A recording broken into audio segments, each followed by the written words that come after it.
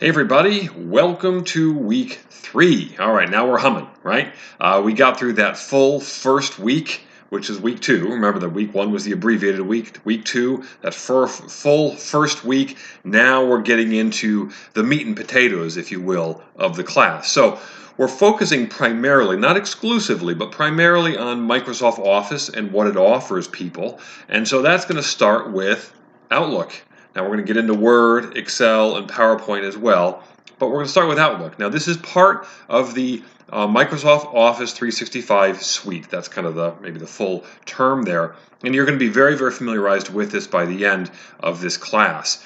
This is kind of the umbrella system under which all these different kinds of programs exist. Word, Excel, PowerPoint, Outlook, OneNote, SharePoint, all sorts of different kinds of things. So we're going to start with Outlook. Outlook is is best known for really kind of the email platform for Microsoft. Now, you're going to find very quickly that Outlook is a lot more than just an email platform, and that's really what I want you to focus on today, or this week, I should say, is all the different kinds of things that you can do in Outlook. It's not just, I need to send this off to my instructor and get it back.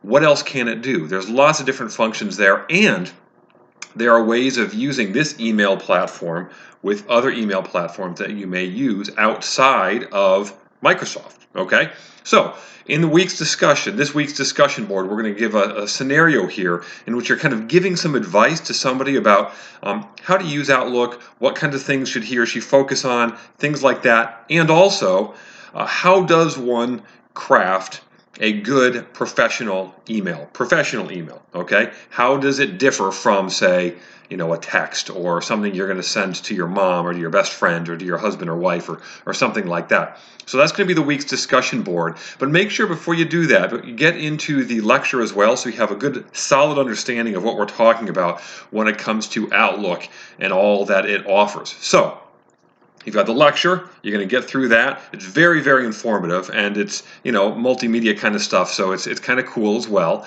You're going to have the discussion board. Now remember, in the discussion board, you want to try to get your initial post up by Wednesday at the latest. I know it's not always easy to do that, but that's really going to make it easier for you going forward when it comes to getting all your replies in and things like that.